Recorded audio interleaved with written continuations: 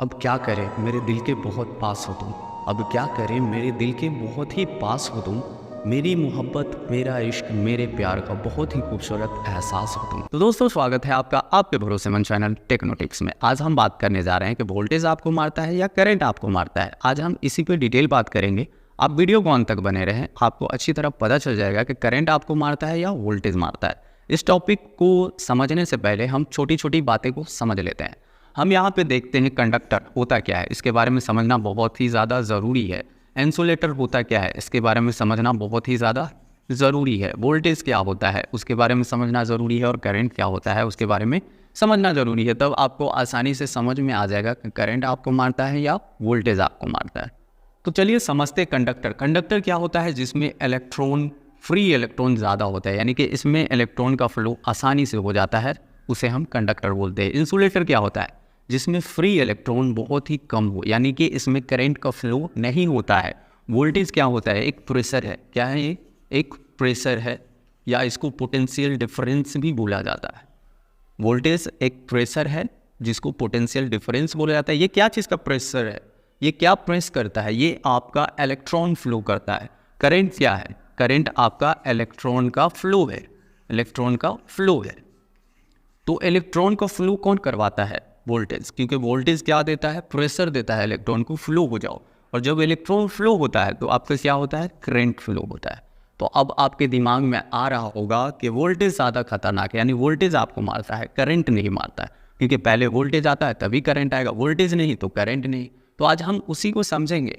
क्या होगा कि कोई भी एक वायर है, ये एक वायर है जिसमें 220 वोल्ट फ्लो हो रहा है, यानी 220 वोल्टेज का प्रेशर फ्लो हो रहा है। ठीक है, आप इसको छू लेते हैं और नीचे एक इंसुलेटर है जिस पे आप खड़े हैं। ठीक है, इस पे आप खड़े हैं तो क्या होगा, ये वोल्ट आपको मारेगा। ये इंसुलेटर है, ठीक है, ये इंसुलेटर है, तो क्या ये वोल्टेज आपको मारेगा?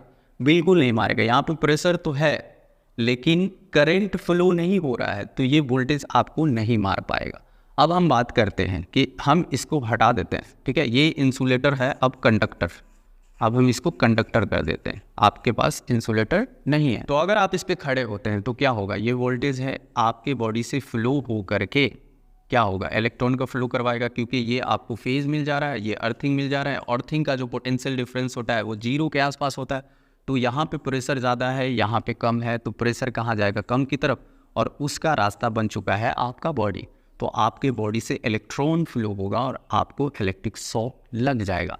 अब आप लोगों को क्लियर हो गया होगा कि वोल्टेज नहीं मारता है, करंट मारता है। अब हम बात करते हैं कि कितना करंट रहेगा तो आपको नुकसान होगा और कितना करंट रहेगा तो आपको नुकसान नहीं होगा। अगर 7 मिली एम्पियर के आसपास करंट है तो आपको बहुत कम नुकसान करता है, आपको पता भी नहीं चलता है। लेकिन उसी जगह अगर 7 मिली एम्पियर से ज़्यादा करंट हो जाता है तो आपको जब इलेक्ट्रिक शॉक लगता है तो आप उसको छोड़ा सकते हैं। लेकिन उसी जगह अगर 75 मिली एम्पियर से ज़्यादा करंट हो जाता है तो आप नहीं छोड़ा सकते, आपकी जान भी जा सकती है। तो फिर आप लोगों के दिमाग में एक ख्याल आता होगा, आप लोगों ने बोर्ड देखा होगा, हाई वोल्टेज सावधान रहे, 220 वोल्टेज सावधान रहे, 440 वोल्टेज सावधान रहे, 11 के भी सावधान रहे। ऐसा क्यों होता है, बोर्ड तो करंट का लगा रहनी चाहिए। तो आज हम उस पर भी बात करेंगे। क्या होता है कि मान लेते हैं एक गन है, बंदूक है, ठीक है, एक बंदूक है, ये एक बंदूक है और ये एक गोली है। ठीक है, तो इसको समझ लेते हैं हम करंट और इसको समझ लेते हैं हम वोल्टेज। अब इसको आप अच्छे से समझे। क्या होगा कि अगर ये दोनों अलग अलग है तो फिर दोनों का कोई काम ही नहीं है, कोई काम नहीं कर पाएगा। लेकिन उसी जगह ये बंदूक वोल्टेज है तो क्या करता है, ये प्रेशर बनाता है, किसके लिए, ये बुलेट के लिए। और बुलेट क्या है, प्रेशर से जब जाएगा तो वो करंट का काम करता है। तो क्या होगा कि ये आपका क्या है, गन वोल्टेज है, इसमें जब आप बुलेट रखते हैं तो इसको छोड़ते हैं तो ये हाई स्पीड से भेजता है, क्योंकि इसमें प्रेशर बना रहा है और ये प्रेशर की वजह से जा रहा है। तो इलेक्ट्रॉन का फ्लो भी तो वही होता है। मान लेते हैं किसी भी वायर में वोल्टेज है, जब तक हम लोड कनेक्ट नहीं करेंगे और न्यूट्रल कनेक्ट नहीं करेंगे, जब तक इलेक्ट्रॉन फ्लो नहीं होगा। इलेक्ट्रॉन फ्लो नहीं होगा इसका मतलब उसमें करंट नहीं फ्लो हो रहा है, करंट नहीं फ्लो हो रहा है तो करंट लगेगा ही नहीं।